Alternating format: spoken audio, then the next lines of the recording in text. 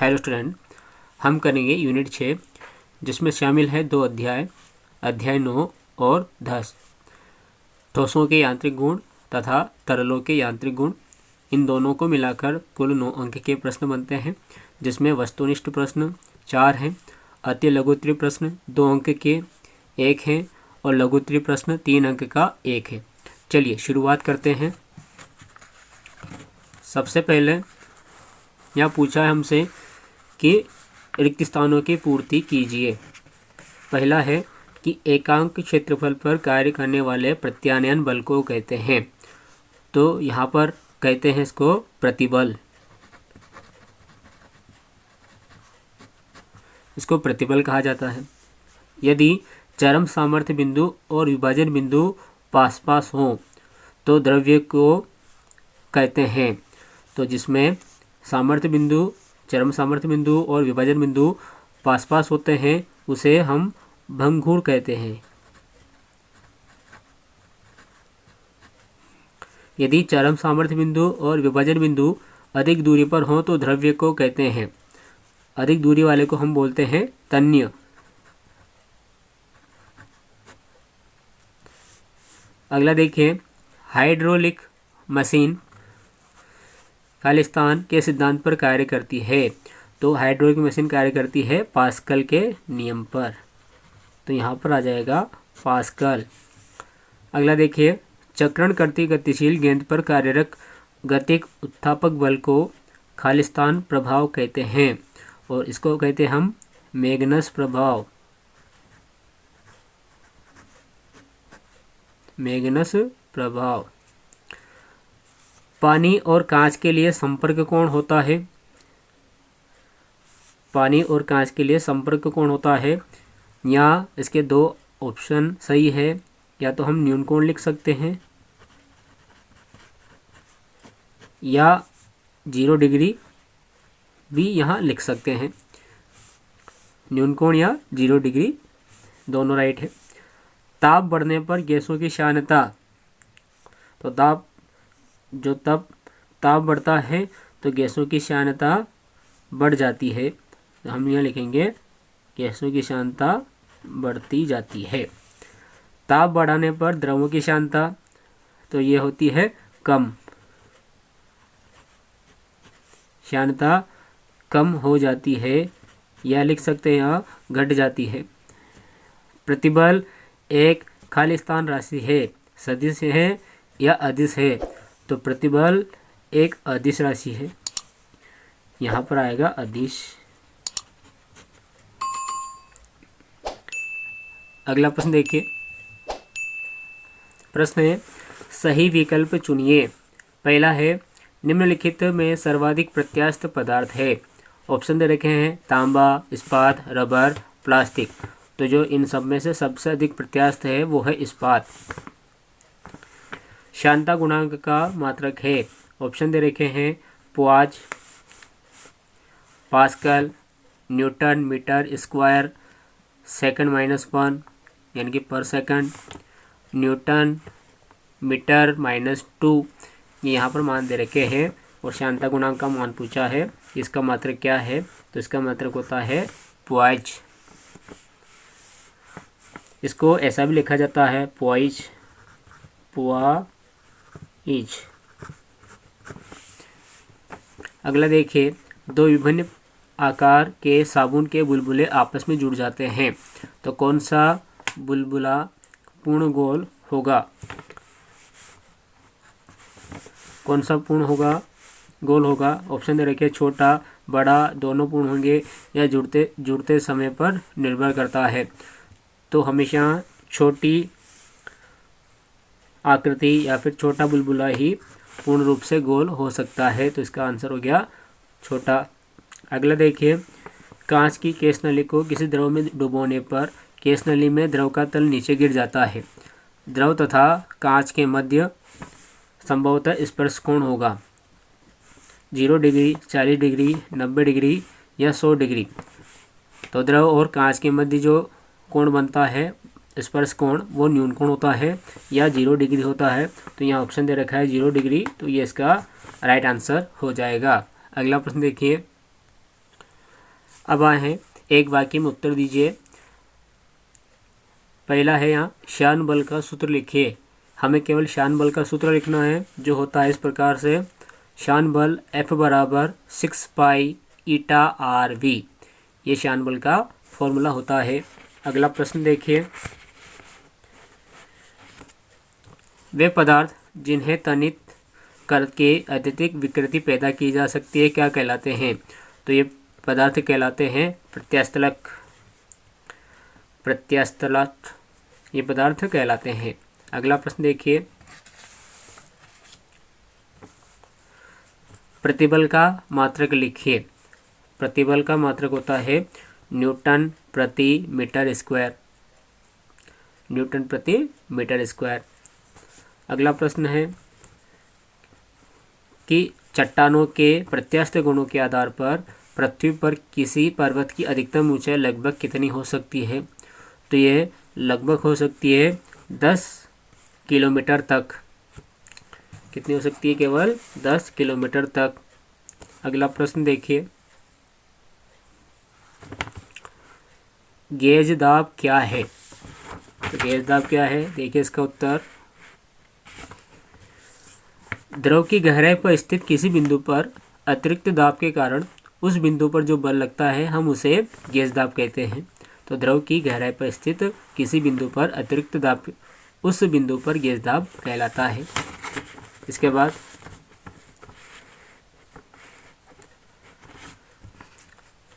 तरल के प्रवाह का वेग मापने की युक्ति को क्या कहते हैं? ऐसी कौन सी युक्ति है, उपकरण है जिससे हम तरल के प्रवाह का वेग निकाल सकें? तो उस युक्ति का नाम है वेंटुरी मापी, या बोल सकते हैं वेंटुरी मीटर। अगला प्रश्न एक वाक्य का लास्ट, कि किसी द्रव के स्वतंत्र पृष्ठ का क्षेत्रफल बढ़ाने पर इसके ताप पर क्या प्रभाव पड़ेगा? तो जब भी क्षेत्रफल बढ़ाते हैं तो इसका जो ताप है वो हमेशा घट जाता है या ताप कम हो जाता है। इसके बाद देखिए अगले प्रश्न,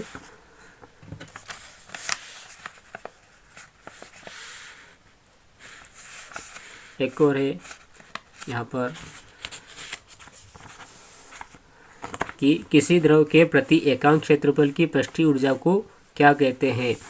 तो यहाँ पर जो पृष्ठीय ऊर्जा होती है वो कहलाती है इसकी स्थितिज ऊर्जा। आगे बढ़ते हैं, अब आते हैं अति लघुत्तरीय प्रश्न 2 अंक के। पहला यहाँ पूछा है कि हुक का नियम लिखिए। देखिए हुक का नियम, हुक के नियमानुसार प्रत्यास्थता की सीमा के अंदर प्रतिबल विकृति के अनुक्रमणपाती होता है। ये कथन दिया था हुक ने कि प्रत्यास्थता की सीमा के अंदर प्रतिबल विकृति के अनुक्रमणपाती होता है। नेक्स्ट प्रश्न पूछा है पास्कल का नियम लिखिए। देखिए पास्कल का नियम इस प्रकार से हम लिखेंगे कि पास्कल के नियमानुसार यदि कोई द्रव संतुलन में है, यदि कोई द्रव संतुलन में है तो उसके प्रत्येक भाग पर एक समान दाब आरोपित होता है यदि गुरुत्व के प्रभाव को नगण्य माना जाए। यदि कोई द्रव संतुलित अवस्था में है तो हम बोल सकते हैं कि उसके प्रत्येक भाग पर एक समान दाब आरोपित होता है। अगला क्वेश्चन, धारा रेखीय प्रवाह तथा विशुद्ध प्रवाह में अंतर लिखें। 2 तरह के प्रवाह होते हैं, एक होता है धारा रेखीय प्रवाह और एक होता है विक्षुब्ध प्रवाह। इन दोनों में अंतर इस प्रकार से है, एक तरफ हमने लिखा धारा रेखीय प्रवाह, एक तरफ लिखा हमने विशुद्ध प्रवाह। तो ये इनमें अंतर है। पहला अंतर है कि किसी बिंदु से गुजरने वाले प्रत्येक कण का वेग परिमाण व दिशा में समान रहता है। तो यहाँ पर जो भी प्रत्येक कण गुजरता है उसका वेग परिमाण और दिशा में समान रहता है, जबकि यहाँ पर यह भिन्न भिन्न होता है। लिख सकते हैं कि किसी बिंदु से गुजरने वाले प्रत्येक कण का वेग भिन्न भिन्न होता है। यहाँ पर द्रव के प्रवाह का वेग क्रांतिक वेग से कम होता है और यहाँ पर द्रव के प्रवाह का वेग क्रांतिक वेग से अधिक होता है। यहाँ है धारा रेखीय प्रवाह में कि कणों का मार्ग या तो सरल रेखीय होता है या वक्रीय होता है, जबकि विशुद्ध प्रवाह में कणों का मार्ग अनियमित या फिर टेढ़ा मेढ़ा होता है। इसके बाद का प्रश्न, बर्नौली का सिद्धांत लिखिए एवं स्पष्ट कीजिए। हमें बर्नौली का सिद्धांत या बर्नौली की प्रमेय लिखना है। यहाँ पर यह इस प्रकार से है। बर्नौली के सिद्धांत के अनुसार यदि कोई आदर्श द्रव हम उसको बोलते हैं जो अशान होता है और असंपीड्य होता है। यदि कोई आदर्श द्रव एक स्थान से दूसरे स्थान तक किसी घर्षण रहित नली में धारा रेखीय प्रवाह में बिना किसी अवरोध के बहता है, यदि कोई द्रव जो आदर्श होना चाहिए एक स्थान से दूसरे स्थान तक बहता है किसी घर्षण रहित नली में, तो उसकी जो संपूर्ण ऊर्जा है अर्थात गतिज ऊर्जा, स्थितिज ऊर्जा और दाब ऊर्जा, इनका योग, तो ये नियत रहती है। अगला प्रश्न कि कांच के स्वच्छ समतल पृष्ठ पर जल तो फैलने का प्रयास करता है जबकि पारा उसी पृष्ठ पर बूंद बनाने का प्रयास करता है। ऐसा क्यों होता है? आपने भी देखा होगा कि जब हम कांच पर पानी छिड़कते हैं तो वह उस पर फैलने का प्रयास करता है, जबकि जो पारा होता है यह बूंद बनाने का प्रयास करता है। देखिए इसका उत्तर कि जल के अणुओं जो एक ही प्रकार के अणुओं से बनता है उनके मध्य संसर्जक बल लगता है और अलग अलग अणुओं या परमाणु के मध्य जो बल लगता है वो आसंजक बल होता है। उसके अकॉर्डिंग यहाँ पर उत्तर है इसका कि जल के अणुओं के बीच सहसंजक बल कांच व जल के अणुओं के बीच आसंजक बल से कम होता है। जब ये आसंजक बल से कम हुआ, इस कारण से यहाँ पर जल तथा कांच के बीच स्पर्श कोण न्यून कोण बनता है, और जब न्यून कोण बनता है तो इसी कारण से कांच के स्वच्छ समतल पर जल फैलने का प्रयास करता है। लेकिन इसके विपरीत पारे के अणुओं के बीच सहसंजक बल पारे व कांच के अणुओं के बीच आसंजक बल से अधिक होता है, ये वाला अधिक होता है। इसी कारण से कांच व पारे का स्पर्श कोण अधिक कोण होता है। जब ये अधिक कोण हुआ तो इसी कारण पारा उसी पृष्ठ पर बूंद बनाने का प्रयास करता है। ये इसका उत्तर हो गया। अगला देखिए,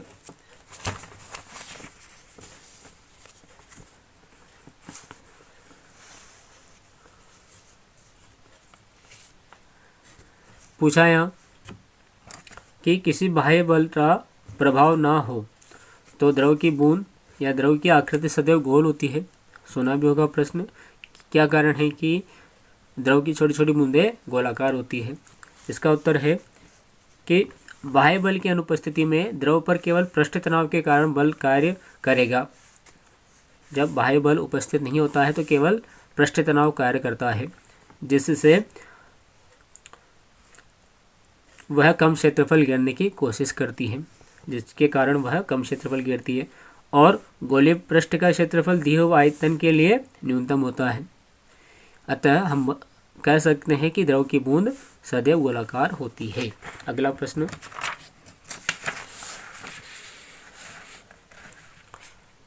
प्रत्यास्थ गुणांक किसे कहते हैं? इसका उत्तर है कि प्रतिबल तथा विकृति के अनुपात को ही प्रत्यास्थता गुणांक कहते हैं। प्रतिबल तथा विकृति के अनुपात को प्रत्यास्थता गुणांक कहते हैं, और किसी दिए हुए द्रव्य के लिए इसका एक विशिष्ट मान होता है। इसके बाद आने वाले प्रश्न देखते हैं।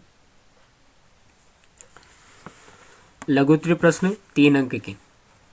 पहला प्रश्न यह पूछा है इसमें कि वायुयान किस सिद्धांत पर एवं किस प्रकार से कार्य करता है। तो वायुयान जो है ये कौन से सिद्धांत पर काम करता है या किस नियम का पालन करता है और ये काम किस प्रकार से करता है। देखिए, वायुयान बर्नौली के सिद्धांत पर कार्य करता है। सिद्धांत इस तरह यह है कि ये बर्नौली के सिद्धांत पर कार्य करता है। अब कार्य किस प्रकार से करता है कि वायुयान के पंख की जो आकृति होती है वो इस प्रकार होती है कि उसके ऊपरी पृष्ठ की वक्रता निचले पृष्ठ की वक्रता की अपेक्षा अधिक होती है। देखा होगा आपने कि ऊपर की जो पृष्ठ है उसकी वक्रता नीचे वाले पृष्ठ की वक्रता की अपेक्षा अधिक होती है। तथा सामने का किनारा गोल एवं पीछे का किनारा चपटा होता है।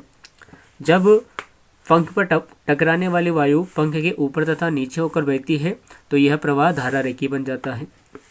चूँकि एक साथ पहुंचने के लिए पंख के ऊपर की वायु को नीचे की अपेक्षा अधिक मार्ग तय करना पड़ता है, अतः पंख के ऊपर पृष्ठ पर वायु का वेग नीचे के पृष्ठ पर वायु के वेग की अपेक्षा अधिक होता है। ऊपर ज़्यादा वेग होता है, नीचे कम वेग होता है। तो बर्नौली की प्रमेय के अनुसार यह होता है कि जहाँ वेग अधिक होता है वहाँ दाब कम होता है, और जहाँ वेग कम होता है वहाँ पर दाब अधिक होता है। ये बर्नौली के कथन के अनुसार होता है कि जहाँ वेग अधिक है वहाँ दाब कम है, और जहाँ वेग कम है वहाँ दाब अधिक है। तो अतः पंख के ऊपरी पृष्ठ पर वायु का दाब नीचे के पृष्ठ पर वायु के दाब की अपेक्षा कम होता है। तो इसी दाबांतर के कारण पंख ऊपर की ओर परिणामी बल प्राप्त होता है।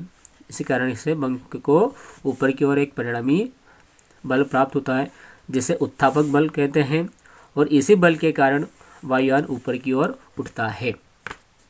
अगला प्रश्न है,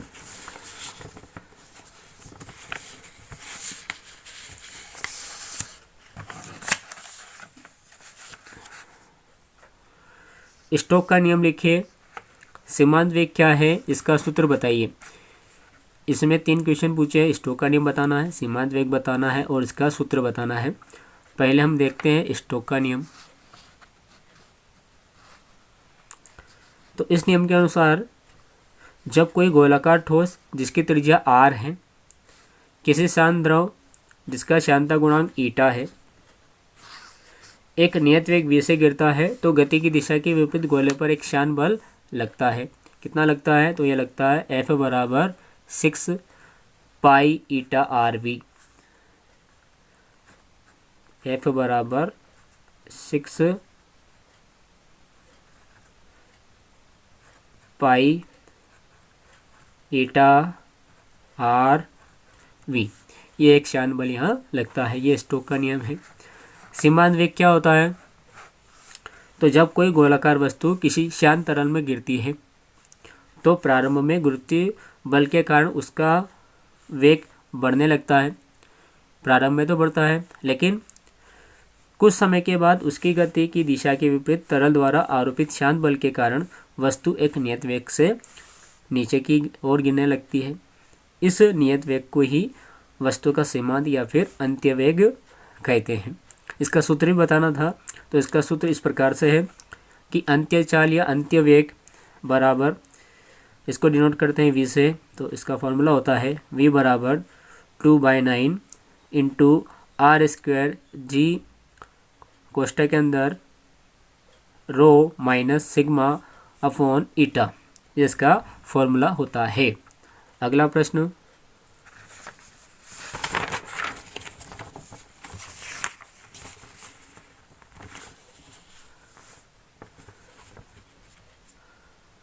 कि स्वच्छ जल की तुलना में अपमार्जक युक्त जल से कपड़ों के तेली दाग आसानी से कैसे साफ हो जाते हैं, स्पष्ट कीजिए। अपमार्जक यानी कि साबुन, डिटर्जेंट, इनसे यदि हम कपड़ों को साफ करते हैं तो उनके जो तेली दाग है यानी कि जो सफाई होती है वो अच्छे से आसानी से हो जाती है। किस प्रकार से होती है देखिए।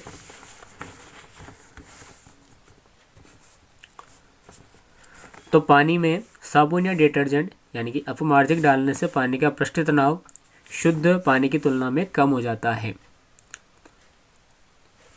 अपमार्जक डालने से पानी का जो पृष्ठ तनाव होता है शुद्ध पानी का, वो कम हो जाता है, जिस कारण से साबुन के घोल की एक बूंद शुद्ध पानी की एक बूंद की अपेक्षा कपड़े के अत्यधिक क्षेत्रफल को भिगोती है। इस प्रकार साबुन का घोल कपड़े के उन छोटे छोटे छिद्रों में भी पहुंच जाता है जहाँ शुद्ध पानी नहीं पहुंच पाता है। जहाँ पर शुद्ध पानी नहीं पहुँचता है, यानी कि ऐसे छिद्रों में भी पहुँच जाता है पानी जहाँ शुद्ध पानी नहीं पहुँच पाता है। जब ये पानी पहुँच जाता है तो अपने साथ मैल चिपका कर ही बाहर निकलता है। जो तेल रहता है उसको खोल कर ही या उसको निकाल कर ही बाहर निकलता है। अतः स्वच्छ जल की तुलना में अपमार्जक युक्त जल से कपड़ों के जो तेली दाग है वो आसानी से साफ हो जाते हैं।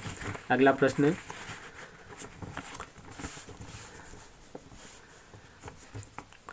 तेज आंधी चलने पर टिन की छतें क्यों उड़ जाती हैं?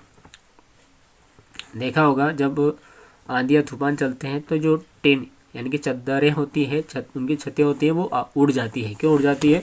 तो उसका कारण देखिए।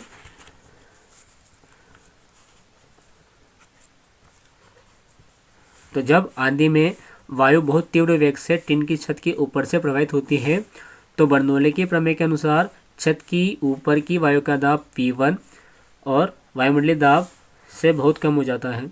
जो छत के ऊपर का दाब है वो वायुमंडलीय दाब से बहुत कम हो जाता है, लेकिन छत के नीचे कमरे की अंदर की वायु के दाब P2 में कोई भी परिवर्तन नहीं होता है।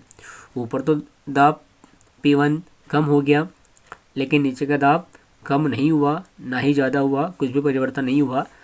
तो इस दाबांतर यानी कि P2 माइनस P1 के कारण ही टिन की छतें ऊपर उड़कर दूर जा गिरती है। इसमें 2 न्यूमेरिकल बाकी रह गए थे, वो करते हैं। देखिए चौथा कि किसी आदर्श वायुयान के प्रयोग में वायु सुरंग के भीतर पंखे के ऊपर तथा नीचे पृष्ठों पर वायु की प्रवाह की चाल 70 मीटर प्रति सेकंड है तथा 63 मीटर प्रति सेकंड है। यदि पंखे का क्षेत्रफल 2.5 वर्ग मीटर है तो उस पर आरोपित उत्थापक बल ज्ञात कीजिए।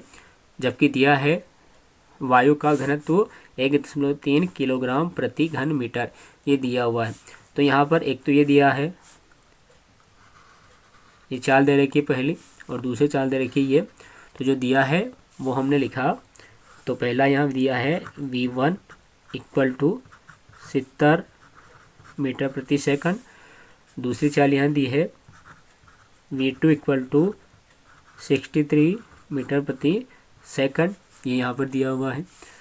साथ ही जो पंखे का क्षेत्रफल है यानी कि A, पंखे का क्षेत्रफल यानी कि A बराबर दिया हुआ है 2.5 वर्ग मीटर, यहाँ दिया हुआ है। और वायु का घनत्व दिया हुआ है यानी कि रो इक्वल टू 1.3 किलोग्राम प्रति घन मीटर, ये यहाँ पर दिया हुआ है। तो इसको करने के लिए हमें लगाना पड़ेगा बर्नौली की प्रमेय। तो बर्नौली की प्रमेय के अनुसार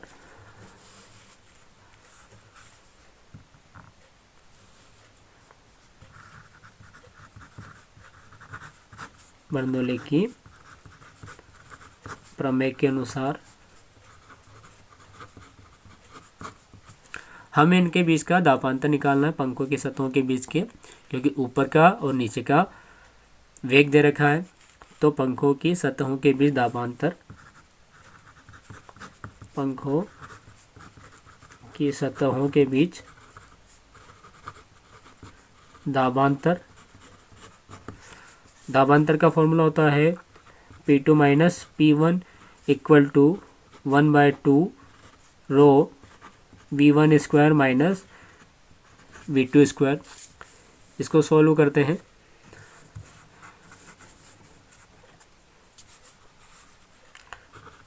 P2 minus P1 equal to 1/2 रो की वैल्यू दे रखी है यहाँ 1/3 V1 स्क्वायर यानी कि 70 का स्क्वायर माइनस V2 स्क्वायर यानी कि 63 का स्क्वायर 1/2 1/3 70 का स्क्वायर होता है 4900 माइनस 63 का स्क्वायर होता है 3969। इसमें से इसको घटाएंगे तो हमें प्राप्त होगा 1/2 इंटू 1.3 इंटू 931। जब यहाँ पर 1.3 का इंटू 931 में हम करेंगे तो हमें यहाँ पर मिलेगा 1210.3 और बटे में 2 है। जब हम 1210.3 को 2 से डिवाइड करेंगे तो हमें दाबांतर यहाँ से मिल जाएगा 605.15 और ये दाबांतर हमने निकाला P2 माइनस P1, और दाब का जो मात्रक होता है वो होता है पास्कल, तो इसके पीछे हमें लिखना पड़ेगा पास्कल। ये निकाला हमने दाबांतर। अब उत्तापक बल ज्ञात कर लेते हैं। अतः उत्तापक बल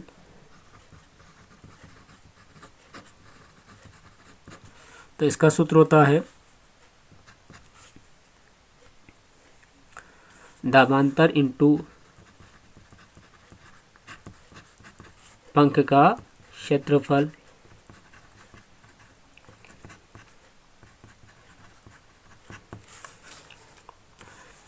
तो यहाँ दाबांतर हमने निकाल लिया है, जो आया है 605.15, जिसको बोला है P2 माइनस P1। पंख का क्षेत्रफल हमने A माना है। उत्तापक बल यानी कि F, P2 माइनस P1 की वैल्यू यहाँ लिखते हैं तो 605.15 इंटू A की वैल्यू यहाँ पर लिखते हैं 2.5। तो F बराबर मिलेगा, जब हम इन दोनों का इंटू करेंगे तो हमें मिलेगा 1512.875 बल है। तो हम इसके पीछे लिखेंगे न्यूटन, ये इसका आंसर है। यदि हम इसको प्रामाणिक मान में लिखें तो हम इसको इस प्रकार से लिख सकते हैं, F बराबर 1.5, इसके पीछे की संख्या 5 से छोटी है तो इसको लिखने की आवश्यकता नहीं है, यानी कि पीछे की वैल्यू तो नहीं लिखेंगे, प्रामाणिक मान में इंटू लगा देंगे और 10 की घात हमें लिखना पड़ेगी। इस पॉइंट को हमने पीछे से आगे लेके आए हैं 1 2 3 अंक पहले, तो हम इसकी घात लिख देंगे 3। तो इसका आंसर हो गया F यानी उत्तापक बल बराबर 1.5 इंटू 10 की घात 3, और ये इसका मात्रक है न्यूटन। इसके बाद वाला सवाल देख लेते हैं। सवाल नंबर 5 पूछा है कि किसी द्रव्य चालित ऑटोमोबाइल लिफ्ट की संरचना अधिकतम 3000 किलोग्राम संहति की कारों को उठाने की है, यानी कि क्षमता उसकी 3000 किलोग्राम जो बाहर है उसको उठाने की है।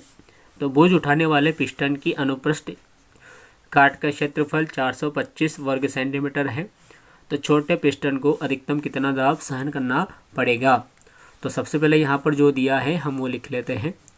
सबसे पहले द्रव्यमान दिया हुआ है तो हम यहाँ लिख लेते हैं इसका द्रव्यमान M बराबर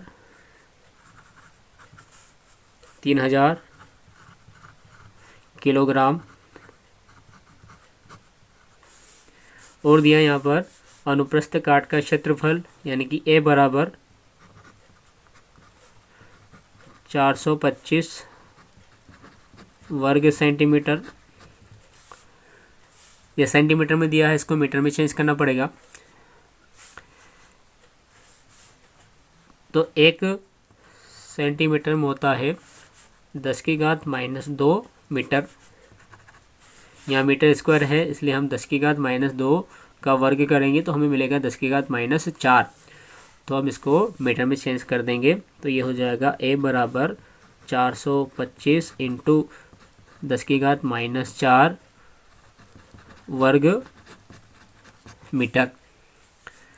उसके अलावा जब हम ये निकालते हैं तो यहाँ पर हमें आवश्यकता पड़ती है गुरुत्वीय त्वरण की।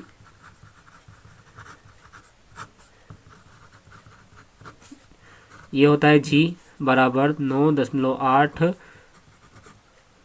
मीटर प्रति सेकंड स्क्वायर। तो ये मान हमने यहाँ पर लिख लिया है। तो यहाँ पर हमें लगाना पड़ेगा पास्कल के नियम से,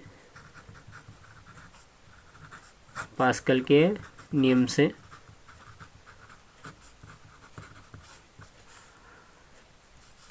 छोटे पिस्टन पर अधिकतम दाब जो पूछा है हमसे, छोटे पिस्टन पर अधिकतम दाब जो उसको साइन करना पड़ेगा वो बराबर होगा बोझ उठाने वाले पिस्टन पर दाब।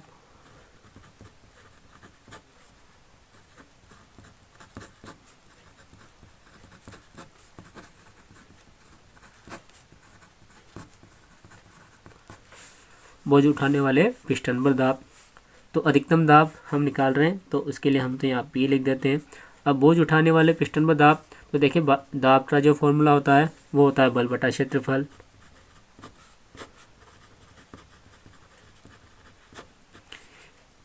यानी कि F अपॉन क्षेत्रफल, यानी कि A। बल न्यूटन के द्वितीय नियम से हमने देखा है कि F बराबर हम mg लिख सकते हैं। तो ये दाब P बराबर हो जाएगा mg अपॉन A। अब वैल्यू यहाँ लिख देते हैं हम। m की वैल्यू है 3000 किलोग्राम, लिखा 3000 किलोग्राम।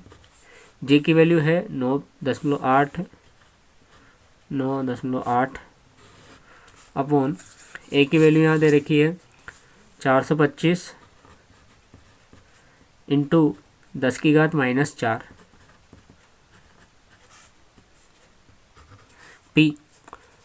जब इसको सॉल्व करेंगे तो उसके बाद आंसर आ जाएगा। इसको सॉल्व कर लेना, यदि नहीं आया है सॉल्व करना तो आप कमेंट में ज़रूर बताएगा, मैं इसको सॉल्व करना बता दूंगा। तो P बराबर होता है 6.92 इंटू 10⁵ ये इसका आंसर है। चूँकि हमने दाब निकाला है और दाब का मात्रक होता है पास्कल, ये इसका आंसर हो गया कि छोटे पिस्टन को अधिकतम कितना दाब सहन करना पड़ेगा, तो उसको दाब सहन करना पड़ेगा 6.92 इंटू 10⁵ पास्कल। लास्ट प्रश्न तीसरा, किसी बूंद में अतिरिक्त दाब के लिए सूत्र की स्थापना कीजिए। सूत्र स्थापित करना है किसी बूंद के लिए अतिरिक्त दाब का। तो हमने माना ये हमने एक बूंद का चित्र बनाया है जिसकी त्रिज्या हमने r मानी है। इस बूंद पर दो बल लगते हैं, एक अंदर की ओर से लगता है P1 और एक बाहर की ओर से लगता है P2, और एक पृष्ठ तनाव भी लगता है जो कम से कम क्षेत्रफल घेरने की चेष्टा करता है। इसी कारण से जो द्रव की बूंदें होती है छोटी छोटी, वो गोलाकार होती है। तो जो हमने माना वो हमने यहाँ लिखा कि माना चित्र में r त्रिज्या की द्रव की एक बूंद प्रदर्शित है, द्रव का पृष्ठ तनाव T है, बूंद के अतिरिक्त दाब P1 है, ये हमने P1 माना यहाँ, तथा बूंद के बाहर दाब P2 है, ये बाह्य दाब है P2। अब हमने ये किया कि इस बूंद को एक क्षैतिज पृष्ठ में बांटा। तो माना बूंद को एक क्षैतिज ऊर्ध्वाधर पृष्ठ या क्षैतिज पृष्ठ ABCD द्वारा दो अर्धगोलों में विभाजित किया जाता है। जब हम इसको अर्धगोलों में विभाजित करते हैं तो ऊपर का जो अर्धगोला है उसको संतुलन के लिए एक बल आवश्यक होता है, किया जाता है। तो ऊपर के अर्धगोले के लिए संतुलन के लिए आवश्यक है कि क्या आवश्यक होता है कि आंतरिक दाब P1 के कारण बल, P1 अंदर लग रहा था, बाह्य दाब बराबर बाह्य दाब P2 के कारण बल प्लस पृष्ठ तनाव T के कारण बल। अब हम इनके मान लिखते हैं। तो आंतरिक दाब P1 के कारण बल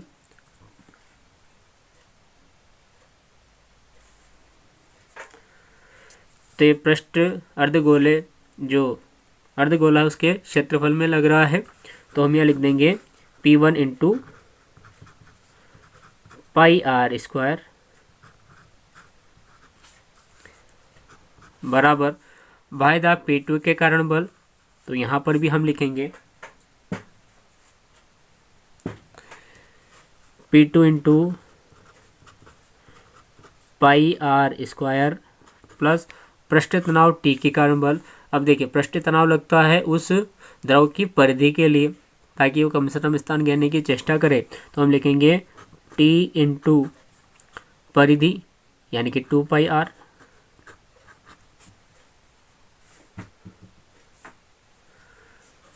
अतिरिक्त दाब निकालना था। तो हम इस P2 को भी इधर लेके आ जाएं तो ये हो जाएगा P1 माइनस P2, या एक बार ऐसे लिख देते हैं P1 इंटू πr² ये इधर आया, माइनस का हो गया P2 into pi R square बराबर T इंटू 2 पाई आर। इन दोनों में पाई आर स्क्वायर कॉमन है, निकाल लेते हैं। तो यहाँ बचेगा P1 माइनस P2 और एक कॉमन निकाल लिया, पाई आर स्क्वायर बराबर T into 2 pi R. P1 minus P2 की वैल्यू याद करनी है, इसको इधर भेजेंगे तो मिलेगा हमें P1 minus P2 equal to T into 2 pi R upon pi R square. तो यहाँ पर इस पाई से ये पाई कैंसिल हो गया और इस आर से ये आर स्क्वायर एक बार कैंसिल हो गया। यहाँ पर बचा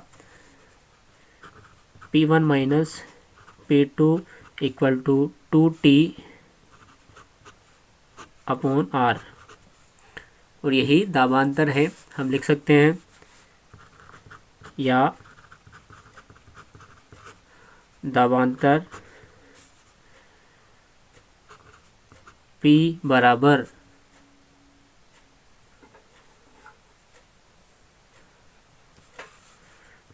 2T अपॉन आर, और यही इसका अतिरिक्त दाब है,